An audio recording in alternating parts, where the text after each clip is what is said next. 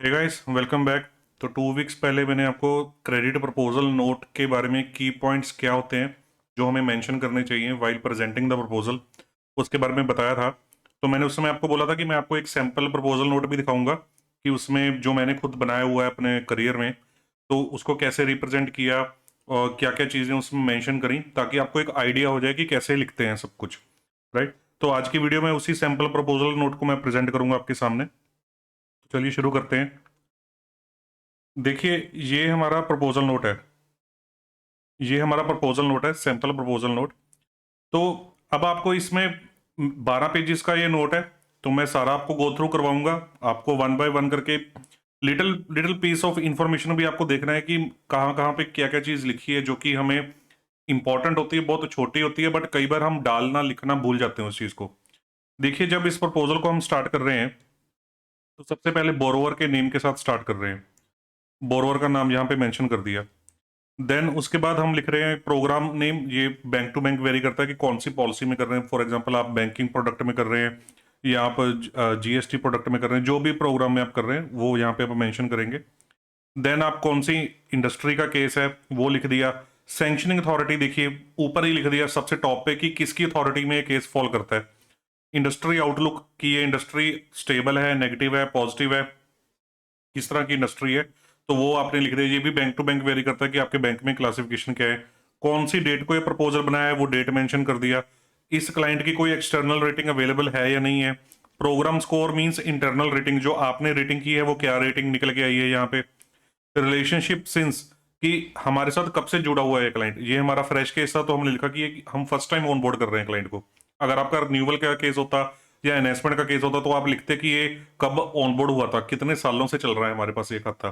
देखिए, CMR rating client की, उसका बोरोवर का सीएमआर स्कोर हमने टॉप पे लिख दिया। सोर्स ऑफ डील कि ये डील आई कहां से, डीएसए का केस है, ब्रांच का केस है, कोई ट्रेड टीम का केस है, कोई वेल्थ वालों का केस है, किन का केस है, तो वो यहाँ पे अपफ्रंट ही मेंशन कर दिया अथॉरिटी को दिखाने के लिए। मॉरेटोरियम एंड जीएससीएल के बारे में पहले कमेंट लिखते होते थे उन दिनों में कि मॉरेटोरियम लिया था नहीं लिया था, जीएससीएल लिया था नहीं लिया था। आज की डेट में ये हमारे लिए इरेलीवेंट है, इनको डालने की हमें सच जरूरत नहीं है। राइट। देन उसके बाद देखिए कितना इंपॉर्टेंट पॉइंट है कि 360 degree business opportunities. 360 degree business opportunities में हमने क्या बताना है कि भाई इस क्लाइंट के पास हम क्या क्या और बिजनेस निकाल सकते हैं। इस क्लाइंट को अगर हम ऑनबोर्ड करते हैं तो उस ऑनबोर्डिंग के साथ हम और क्या बिजनेस जनरेट कर सकते हैं। लाइक कि जैसे यहाँ पे हमने लिख दिया कि अगर हम ऑनबोर्ड करते हैं तो उसकी ग्रुप कंसर्न्स को लेके आ सकते हैं अपने बिजनेस में। उन ग्रुप कंसर्न्स का हमने यहाँ पे नाम मेंशन कर दिया और लिख दिया कि उन ग्रुप कंसर्न्स का कितना कितना एक्सपोजर चल रहा है बैंकों के साथ। राइट। उनके सेविंग अकाउंट्स यहाँ पे लिख सकते हैं। अगर आपको कोई उनके आईटीआर में कोई एफडीज वगैरह नजर आती हैं या उनके कोई और आपको लोन नजर आते हैं, लैप लोन, बिजनेस लोन, तो वो आप यहाँ पे मेंशन कर सकते हैं कि वो हम यहाँ पे लेके आ सकते हैं क्लाइंट के।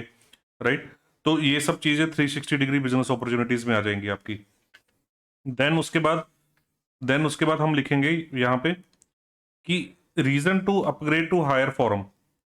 Reason to upgrade to higher form का मतलब हो गया कि हम ये हायर अथॉरिटी को क्यों भेज रहे हैं केस। सॉरी, एक सेकेंड।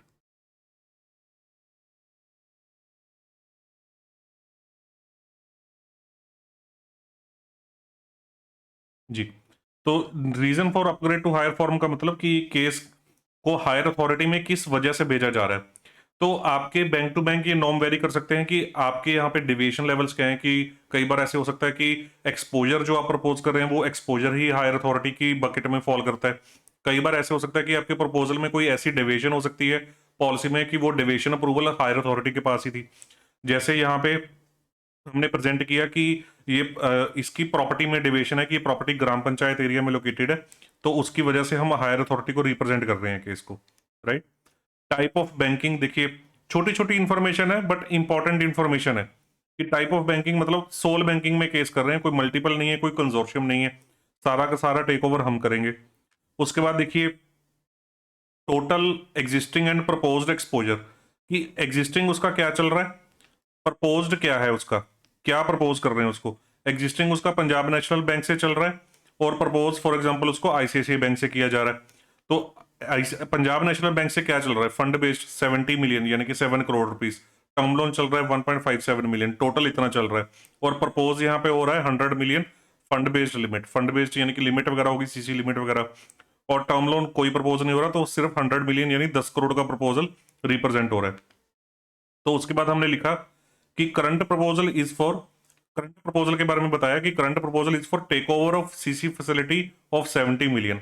अब देखिए माइन्यूट बात है, ऊपर भी यहाँ पे हेडिंग लिखा हुआ था फंड बेस्ड, फंड बेस्ड में तो बहुत सारी फैसिलिटियां फंड बेस्ड होती हैं, तो यहाँ पे हमने थोड़ा सा उसको डिटेल कर दिया कि fund based means CC limit चल रही है वहां पे 70 मिलियन की पंजाब नेशनल बैंक से, और उसमें हम 30 मिलियन की इन्वेस्टमेंट कर रहे हैं, यानी कि 70 से 100 कर रहे हैं, 10 प्रपोज हम 100 कर रहे हैं। अब यहाँ पे जब हमने प्रपोज 100 लिखा था तो उसके ऊपर भी फंड बेस्ड लिखा हुआ था, तो अथॉरिटी को क्या पता कि 100 की बाइफर्केशन क्या है, या तो आप ऊपर ही टेबल में बाइफर्केशन डाल दें प्रोडक्ट वाइज कि सीसी कितना, टर्म लोन कितना, जीसीएल कितना, बैंक गारंटी कितना, एलसी कितना, या तो ऊपर ही टेबल में बाइफर्केट बना के वहां पे अलग अलग लिख दें, नहीं तो नीचे आप डाल दें कि हम 100 मिलियन की सीसी लिमिट प्रपोज कर रहे हैं, इस तरह से, राइट, ताकि अथॉरिटी को पता लग जाए कि आप कर क्या रहे हैं इस केस के अंदर, राइट।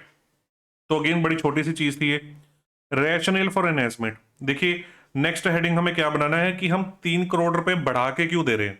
अब यहाँ पे तो मैंने अपना पर्टिकुलर रीजन अपने केस का लिखा हुआ है, बाकी आपके केस में ये अपना वेरी कर सकता है केस टू केस कि आप क्या जस्टिफिकेशन दे रहे हैं सैंक्शन अथॉरिटी को कि 3 करोड़ एडिशनल क्यों देना चाहिए क्लाइंट को, राइट। तो हमने जैसे यहाँ पे लिखा कि प्राइजेस ऑफ द मटेरियल, देखिए वर्डिंग पे ध्यान दीजिए कि शॉर्ट एंड क्रिस्प वर्डिंग लिखने की कोशिश की है।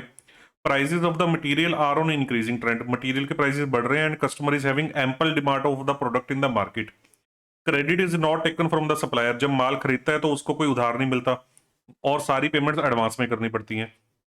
और जब हम स्टॉक स्टेटमेंट चेक करते हैं उससे ये चीज वेरीफाई भी होती है, क्योंकि मैं अगर लिख रहा हूं कि उसको सारी पेमेंट एडवांस करनी पड़ती है तो दैट मीन उसके क्रेडिटर्स होंगे इन बुक्स के अंदर, तो स्टॉक स्टेटमेंट में भी उसके सिर्फ 18 लाख रुपए के 1.8 मिलियन के क्रेडिटर्स आ रहे हैं, पर क्लाइंट को अपने कस्टमर्स को 30 दिन का क्रेडिट पीरियड अलाउ करना पड़ता है, राइट।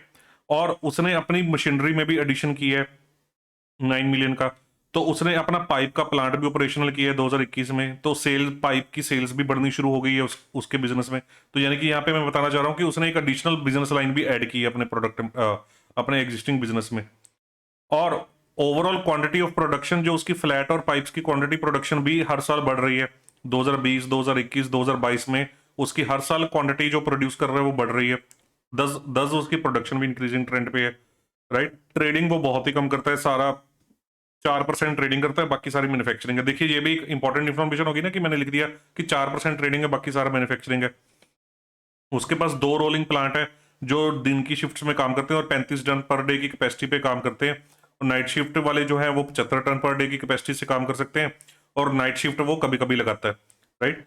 और क्लाइंट अभी इस कैपेसिटी के बावजूद 35 टन दिन की कैपेसिटी और 75 टन अगर रात को काम करे तो कैपेसिटी उसके अकॉर्डिंग क्लाइंट सिर्फ 30 और 40 टन की कैपेसिटी के ऊपर ही काम कर रहा है, तो यानी कि उसके पास कैपेसिटी काफी सारी पड़ी है यूज करने के लिए, और उसके प्रोडक्ट की डिमांड एम्पल है मार्केट में, तो इस वजह से वो अपनी और कैपेसिटी को यूज करना चाहता है, अपने सप्लायर्स को एडवांस पेमेंट करना चाहता है, तो इस वजह से उसको पैसा और चाहिए। तो यहाँ पे हमने रैशनल बना के लिखा, उसका जस्टिफिकेशन बना के लिखा, राइट। देन उसके बाद हमने बताया कि भाई क्या सिक्योरिटी ऑफर हो रही है केस के अंदर।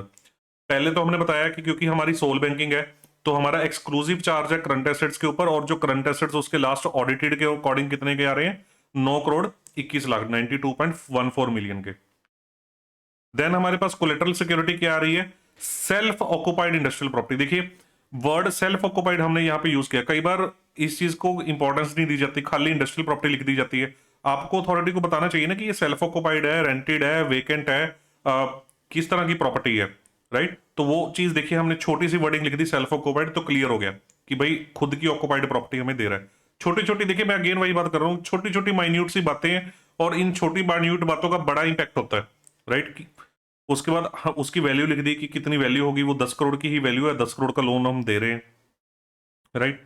तो उसके बाद हमने एक्सप्लेन किया कि क्लाइंट का एग्जिस्टिंग एक्सपोजर पीएनबी का भी सेम प्रॉपर्टी के अगेंस्ट चल रहा है और हमें भी सेम प्रॉपर्टी प्रपोज हो रही है, पर हमें साथ में एक एडिशनल पीस ऑफ लैंड भी प्रपोज हो रहा है जो भी उसका एरिया है, राइट, वो उस मेन प्रॉपर्टी का ही हिस्सा है। इसमें मैंने ये बताना चाहा उनको कि एग्जिस्टिंग बैंक के पास जो प्रॉपर्टी पड़ी है वो तो हमारे पास आ ही रही है, उसके अलावा एक एडिशनल पीस ऑफ लैंड भी हमारे पास आ रहा है, राइट। तो वो एडिशनल पीस ऑफ लैंड की जो प्रॉपर्टी पेपर्स हैं वो हमारे पास अपफ्रंट आ जाएंगे, ये मैंने यहाँ पे उनको अथॉरिटी को एक्सप्लेन किया, राइट। तो उसके बाद हमारा कोलेटरल कवर कितना बन रहा है, हमारा कवर 100% बन गया, 100 रुपए 100 की प्रॉपर्टी के 100 का ही लोन दे रहे हैं, तो 100% का कवर बन गया, ये मैंने अथॉरिटी को एक्सप्लेन कर दिया।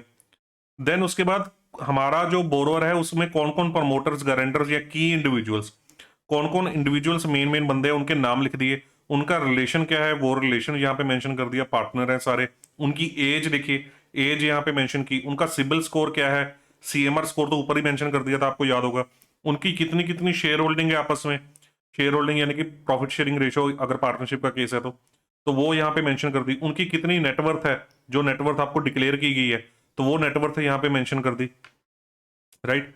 उसके बाद बोरोवर का एसएमए स्टेटस क्या है, एसएमए मतलब जो आरबीआई से क्रिलिक चेक करते हैं, तो क्रिलिक चेक में क्या फाइंडिंग्स है, तो वो क्रिलिक चेक की फाइंडिंग्स विद जस्टिफिकेशन यहाँ पे हमने एक्सप्लेन की। तो ये देखिए आप यहाँ पे पॉज करके पढ़ सकते हैं कि कैसे एक्सप्लेन किया गया, तो आपको ये आइडिया हो जाएगा कि देखिए कैसे वर्डिंग को लिखा जा रहा है। तो उसके मैं एक एक चीज यहाँ पे पढ़ के नहीं बताऊंगा आपको, तो बट आपको आइडिया है ये बताने का कि देखिए किस तरह से एक फ्लो ऑफ इंफॉर्मेशन में हम रिप्रेजेंट कर रहे हैं, ताकि एक पर्सन जो जो डिस्टेंट लोकेशन पे बैठा है आपका मैनेजर, जब वो केस को पढ़ रहा है तो उसको एक पिक्चर बन के सामने आ जाए कि हम भाई ये बोरोर क्या है, कौन फैमिली है, क्या बिजनेस है, क्या चल रहा है, उसका एक्सपोजर क्या मांग रहा है, क्या ऑफर कर रहा है हमें, क्या अपॉर्चुनिटीज हैं केस के अंदर, क्या रिस्क है इस केस के अंदर, वो सब उसको एक फ्लो ऑफ में पता चल जाए ताकि वो एक डिसीजन पे आ पाए। आरएफए में कोई उसका एप्लीकेबल नहीं था, आरएफए कब चेक किया तो वो उसके बारे में हमने मेंशन कर दिया। ये एसएमए की ही यहाँ पे वो चल रही है जस्टिफिकेशन।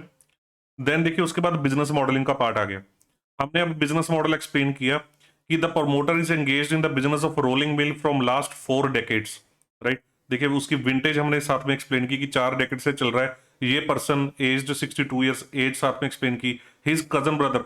अब देखिए यहाँ पे इंपॉर्टेंट क्या है फोकस करने का, कि मैं पार्टीज का आपस में रिलेशन एक्सप्लेन कर रहा हूँ कि हिज कजन ब्रदर, कि उसका कजन ब्रदर है, ये बंदा इतनी एज का है, और ये बंदा आर मैनेजिंग, उसका रिलेशन यहाँ पे मैंने इरेज कर दिया, jointly under registered partnership in equal profit sharing ratio, और इन प्रमोटर ग्रुप्स की ये अलग फर्म्स भी हैं, और ये फर्म्स जैसे यहाँ पे फर्म का नाम लिखा है तो वो ये वाला बिजनेस करती है, ये फर्म है ये वाला बिजनेस करती है, ये फर्म है ये वाला बिजनेस करती है। देखिए माइन्यूट चीजें, बट एक ही पैराग्राफ में काफी इंफॉर्मेशन यहाँ पे एक्सप्लेन कर दी।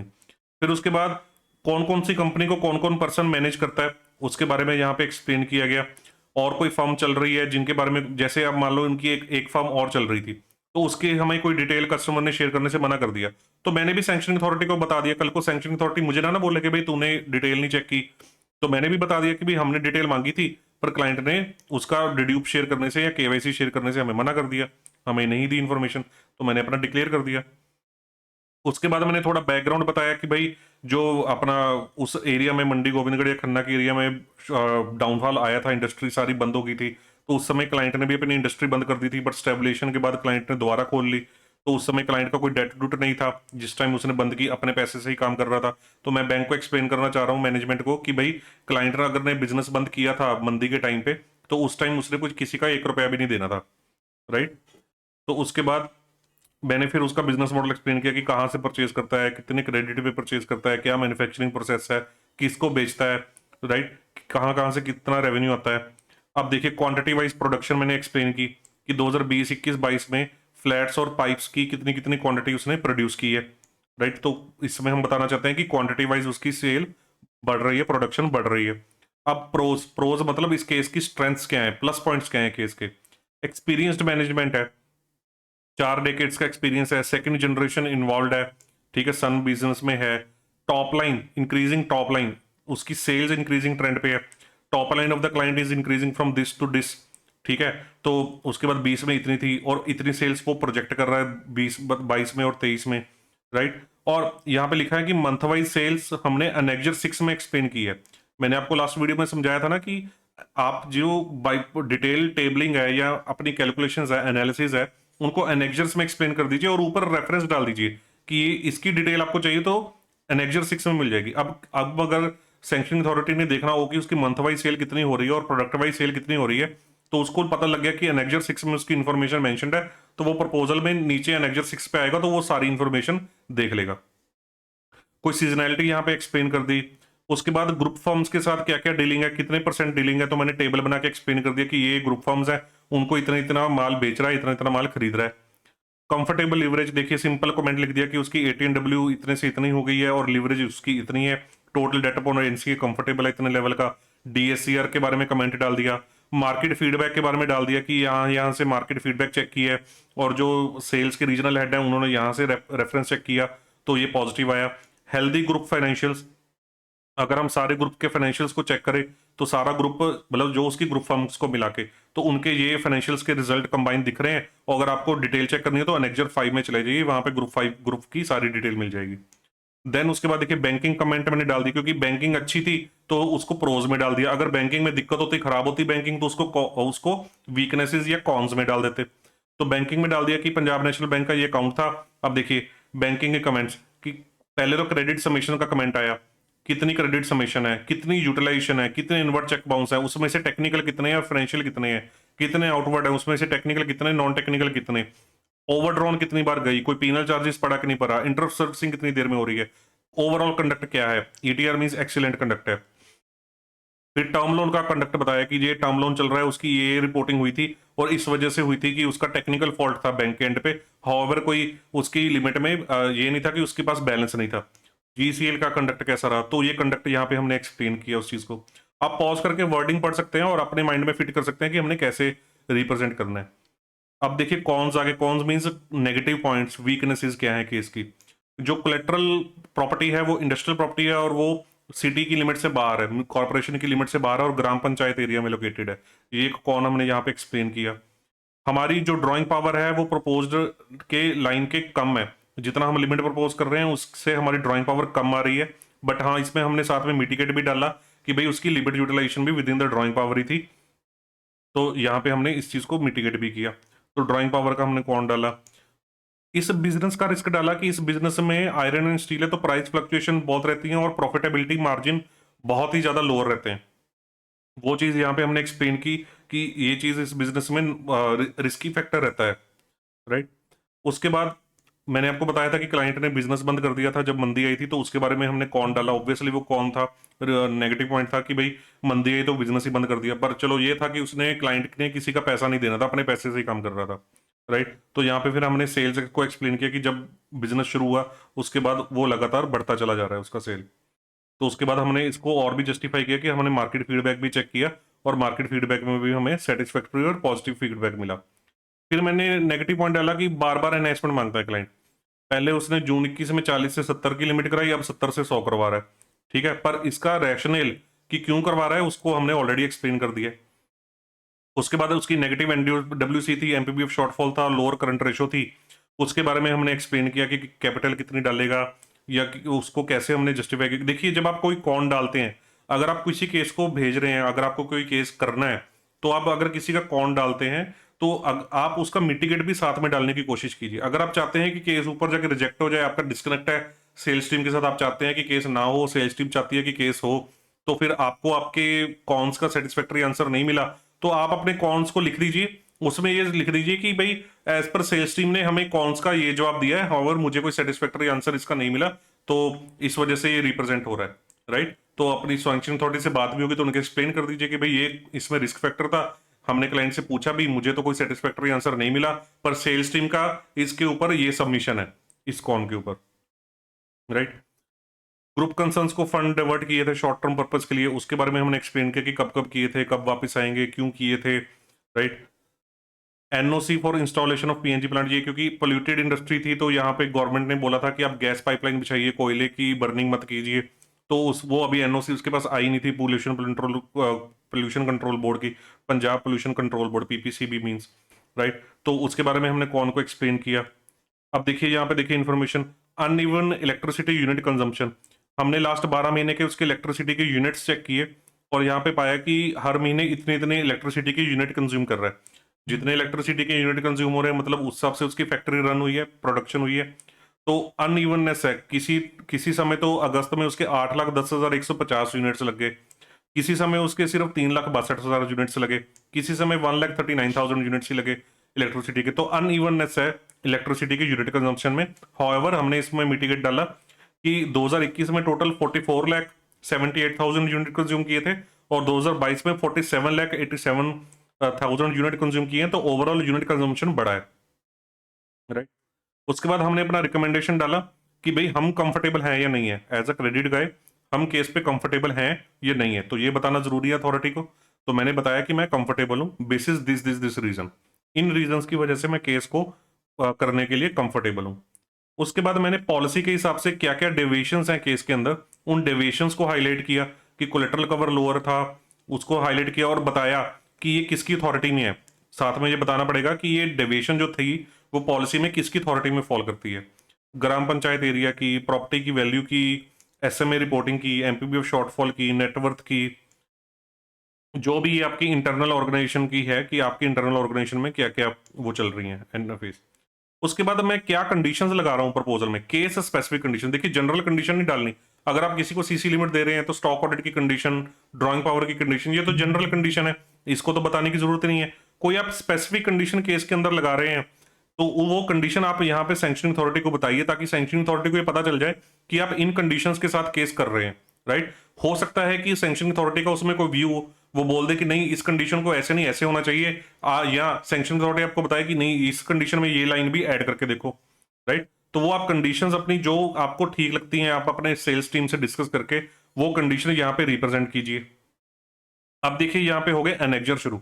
अब ये एनेक्जर जैसे एनेक्जर 1 शुरू हुआ, एनेक्जर 1 शुरू होने से पहले आपको एक सीएमए का स्नैपशॉट लगा देना है। यहाँ पे सीएमए का जहां पे की रेशियोज वगैरह आपकी निकल के आती हैं वो स्नैपशॉट लगा देना, उसके बाद आपको ये एनेक्जर 1 2 शुरू करने हैं।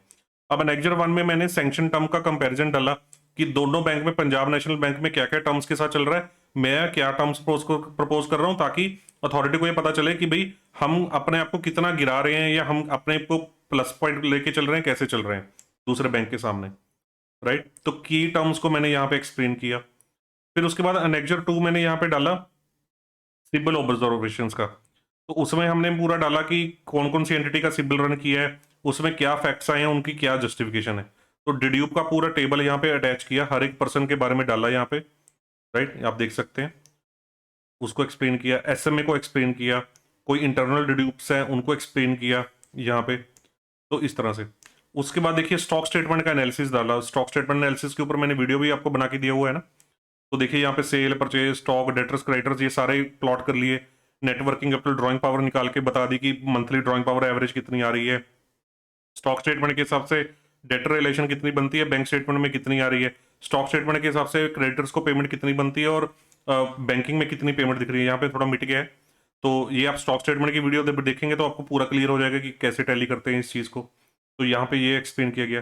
एनेक्जर 4 में देखिए ग्रुप फर्म के फाइनेंशियल्स को एक्सप्लेन किया गया कि ये ग्रुप फर्म से चल रही हैं, उनका टोटल ये फाइनेंशियल्स हैं, उनका स्नैपशॉट ब्रीफ एक एक साल का लेटेस्ट ईयर का यहाँ पे एक्सप्लेन किया, ताकि अथॉरिटी को पता चल जाए कि और ग्रुप कितना सॉलिड है, कितनी पोजीशन है ग्रुप की, क्या पोजीशन है ग्रुप की, वो एक्सप्लेन किया। बैंकिंग एंड जीएसटी का कंपैरिजन डाला कि टॉप 5 पार्टीज कौन है, उसकी टॉप 5 सप्लायर कौन है, उनको कितनी सेल की है, कितने परसेंट सेल की है और बैंक स्टेटमेंट में उसे कितनी पेमेंट आई है। तो ये यहाँ पे देखिए टैली हो गया कि 72 मिलियन की सेल की थी, 77 की पेमेंट आई।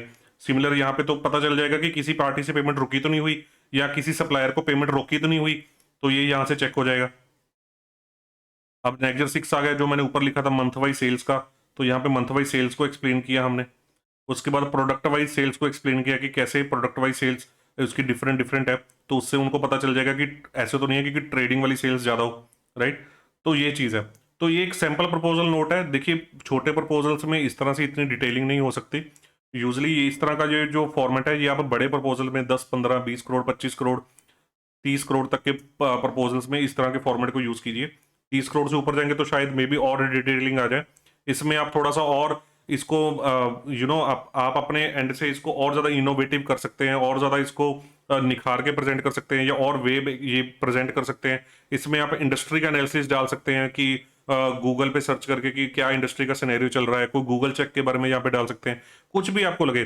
बट एक मेन थीम आपके दिमाग में होनी चाहिए कि भाई हमने प्रपोजल में क्या क्या information on a minimum side अपनी अथॉरिटी को बतानी चाहिए, starting from the basic crux of the proposal, basic structure कि क्या हम लोन एग्जिस्टिंग प्रपोज्ड क्या है, क्या कोलेटरल स्ट्रक्चर है, कौन कौन प्रमोटर्स हैं, क्या उनकी डिटेल्स हैं, क्या उनकी नेटवर्थ है, क्या ग्रुप है टोटल, क्या कौन कौन किसका आपस में क्या रिलेशन है, कौन कौन सी फर्म्स चल रही हैं बिजनेस के अंदर, क्या उसके केस की मेन की स्ट्रेंथ्स हैं, क्या वीकनेसेस हैं केस के अंदर, क्या एनएफएज हैं, डिविएशंस हैं केस के अंदर, क्या कंडीशंस हैं केस के अंदर, क्या उसका क्रिटिकल जो एनेक्जर वाइज एनालिसिस है।